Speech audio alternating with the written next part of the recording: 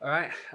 Welcome to the first ever episode of Overtime. My name's Mr. Fantastic, and today we have a special guest. We have Mr. Overcomer, the Yes, man himself. in the building, live in the flesh. For those of you that don't know this guy is kind of like similar to like Superman Ah, and like Super Mario. You know when you have like in those fighting games, yeah, and you have those like all rounders, like they do everything. This is what this guy does. He does wow. a lot. He does everything. He's just like an inspiration, and that's really why I wanted to bring you on the show, my bro. Yeah, no, thank you. Appreciate it, man. I appreciate being here, man. Yeah. So basically, right now we're actually at his photo shoot. So Yeah. Taffy's dropping a clothing line.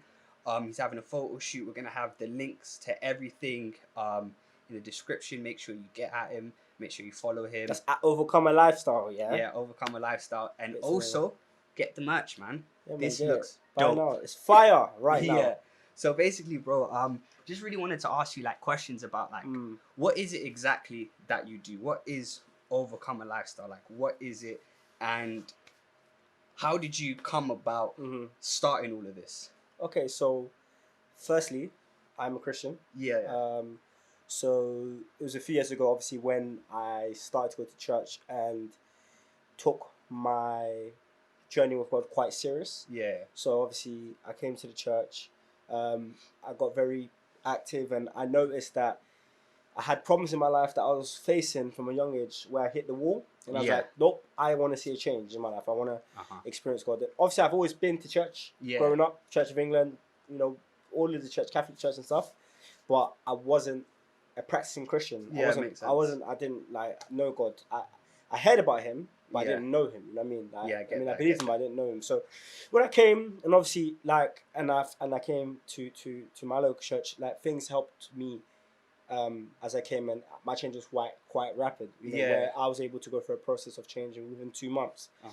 And And you like your process of like conversion and like Yeah. becoming born again. Like you converted quite young, isn't it? yeah, quite young. I was 15 at the time, so that was Yeah. like summer holiday going to 11. You know Oh, what I mean? mad, So mad. imagine that I was a bad boy, yeah. So from Yeah. year 7, like going all the way to 11, people come back to see me 11 and say, "Oh, what, you're Christian now? Nah, I Yeah. don't believe this guy. This guy's lying, man. He's gonna go sleep with girls or something." Yeah. I But get obviously, it that. wasn't the case. I really Uh-huh. did change. Genuinely did change. Yeah. So when that happened, literally, with the means I was going to the services and stuff, it basically helped me to understand intelligent faith. Yes. Because I mean, you heard the expression "follow your heart," right? Yeah. And I'm like, "Oh, it makes sense that follow your heart, but if you don't feel like waking up to go to work, like, and you either get fired, your pay rise, Yeah. your Nothing's pay gonna come your from pay it. will be affected at the end of the month. You know what I mean? So you don't listen to your emotions. You listen to your mind, your reasoning. Uh-huh. And these are some things that I learned when I started my journey with God. And one of the biggest things that stood out for me, the Bible verse, was those who are born of God overcome the world. That's where you That's bro. what, that's it. Now literally. So it's Listening You know what I mean? to what you like yeah, your process and the Bible verse, it all just fits in Yeah. together. It fits Yeah. in amazing. yeah. And to see like someone that like you changed quite young, like for Yeah. instance with me, I used to think I was born like again like when I was 14, but Mhm. like as time went on I realized that I wasn't necessarily ready to change. Mhm. I just started to take interest in the things of God. Yeah. And to see someone like from that age to grow Mhm. and to take their faith and to literally people like when people wear your merch, when people Yeah. watch your stuff, like it's literally like Christ speaking to them. Literally. Do you know what I mean? And Yeah, to yeah, hear yeah. that, it's absolutely amazing. That's what I say. So it's like with the brand, those who are born of God overcome the world, and how overcomer came about. So obviously that was the verse that stood out Yeah. for me, and I wanted to be born of God so bad because I knew once I was born of God, once I had God in me, I literally would overcome the world. I would have Yeah. the meaning that the great God speaks about, whatever it is. So I was like, I want to give my very best in changing my life. And when I became born of God, literally things for me started to just go To just move insane. forward. So I'll break down my achievements over the years. So obviously Mhm. at 15, 16, obviously I was in school year 11. I was failing academically. Yeah. I was getting used, the worst grades. Yeah. Like I was in what do they call it? Isolation and all these bad Yeah. cases. I was naughty. To be able to pass, my GCSEs to get into college. to be able to study a business course. However, that wasn't really for me. Mm-hmm.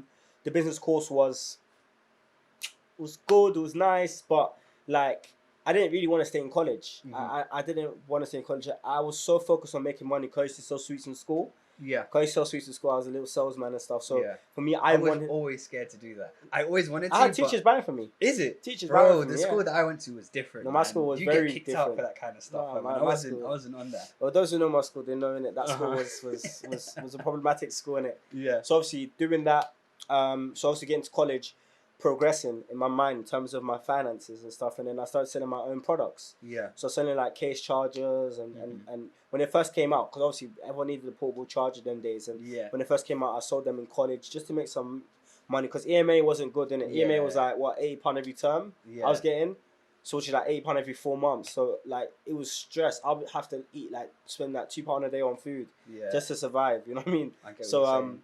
I decided, no, that's long. So after I finished my first year of college, as it was only 1 year course I was doing, an opportunity came out to get funding. You know what I mean, for my business at 17. Yeah. So I was 17, opportunity to get £5,000 to start my company, which was a dance company at that time. Yeah. I used to dance, and I used to like Wait, dance. you used to dance? Yeah, I used to dance. Come on, I used to Is dance all the it? time, man. I used to dance all the Man, time. Like, this I got guy pictures- really does everything. No, literally, like, everyone said that's just Mr. Overcomer. You know what I mean? I used to dance, and so I got some videos on YouTube. You know what I mean? And for me, that was a way of me expressing myself. I was very creative. Yeah. I've always been creative. When it came to theory, I wasn't really theory. I was more always practical. You know what I mean?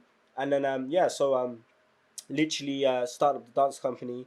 Friend of mine told me, Taffy, why don't you get printing machines? Because Yeah. you're always gonna need t-shirts for your dance company. I was like, Yeah. very good point. Bought the machines, and then literally a friend came to me and said, can I print a t-shirt? Yeah. I said, yeah, sure. But I'm just doing my dance company. Long story short, dance company closed down, printing company opened. Yeah. Reason why dance company they tried to raise the rates for the space we're using, so it's very expensive. We weren't going to pay that. And obviously with the printing company, Yeah. that picked up. Yeah. I mean, people order me, friends, family. I remember like when you started everything Literally, with I like, the remember. printing and everything. Like Literally, it was remember. like back in 14, so 2014. It's been about 6 years now. Imagine. Like I started at 17. I had my own office at 17, 18. I turned 18, and I had my printing machines, had everything. And obviously, I was above the average in terms of the people in my age group. Do you feel like with all of these achievements Yeah. that you did, everything that, like, as you said, from your age group, you were like above. Was there ever like a fear of making the wrong move 100%. or making the wrong decision? 100%. Especially when you have so many people saying the opposite thing. Yeah. Go back to college, finish uni. Yeah. My mum kicked me out. I was living Mad. in my office for a few months because she wanted me to go back to college and stuff or sign up to Universal Credit. And I said, I'm not doing that. I'm not gonna do it. You know what I mean? So obviously that was a situation where I was living in my office for a few months. That was a mess. I couldn't cook in it. So I missed mommy's cooking, so I was just there for a bit, and then just doing that. But yeah, like those were the tough things about it, the fact that, because like for instance with me, like something that I battled with for a long time in my faith was the fear of doing the wrong thing, the fear of making wrong decisions and end up not where I want to be. Do you know what I mean? So I wanted to play it safe because as long as you play it safe, there's no room for mistakes. The problem is that when you only make mistakes when you try to be perfect. Yeah. And not only that, it's like in terms of like seeing results or you want to see anything that change in your life, you have to dump in the deep end, even though you can't swim. Yeah. And the reason to that is because you wouldn't know until you try. Like you have to see yourself do something before you see the results. You know what I mean? So that's my analogy on all of that, really. But like with like you touched on perfection, do you feel like there's a weight and like a pressure on young people, especially those that follow 100%, Christ, 100%. to be perfect? 100%. Firstly, Christianity is the most judgmental people. Oh, Firstly, I didn't want to no. go there, Firstly, but no, it's true. It is. However, it doesn't mean we should generalize everyone. Yeah. There's humans and humans make mistakes, and there's individual human mistakes. Even though when it seems like it's more than 10 or 20 people, it seems like it's everyone. Yeah. And it's so easy to generalize people. But the fact is, like, when you're focused on yourself, and your only focus is being your own competition, and you're so focused on just investing and improving you, you don't worry about what people have to say or things around you to your left, to your right, or whatever it is. You just keep forward, because the moment you look to the left or you look behind and you get a bit distracted is where you get that doubt. You know, you get that thought, oh, maybe she's right, or maybe I'm not meant to be doing this, and then you forget the whole purpose of God for your life, like the purpose God had planned for you. You just completely get distracted of it because you decided to listen to that doubt. You know what I mean? So that's my thought on it. Really. I hear what you're saying, bro. Like, for instance, with me, one thing that I had to understand, one thing that I had to kind of like embed in my life, because what I did for a long time in my life, I had to destruct and rebuild like what I believed in. Yeah. Because I felt like I was going in the right direction. I felt like I was making the right moves. Yeah. And then I just felt like it wasn't working. Do you know what I mean? I felt like like nothing was happening. I felt like we weren't going forward, kind of thing. And what I needed to understand is, if I want to be a man of God, first I am a man. And as humans, as a man, like, we're prone to making mistakes. Yeah. We're prone to, it doesn't matter what you like, doesn't matter how holy you are, mistakes will come. Yeah.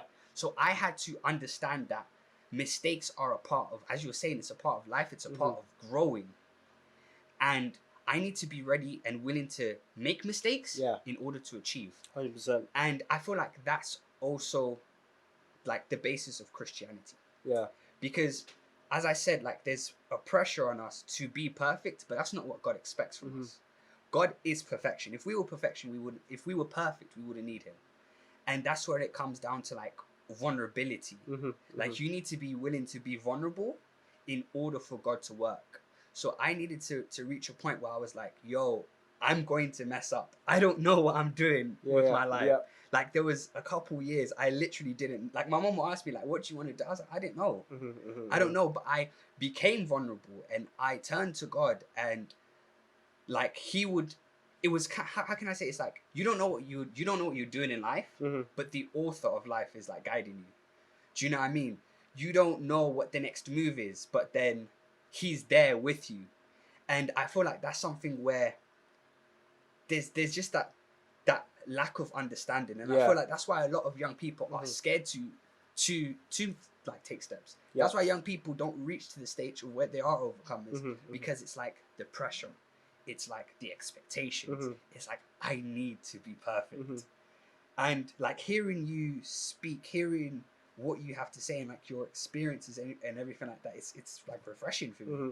It's really refreshing, and I hope that everyone that's watching, everyone that's listening, I hope that you're understanding what we're talking about here, if that makes sense. You're understanding that, okay, in order for me to achieve, I need to be willing to take risks. 100%.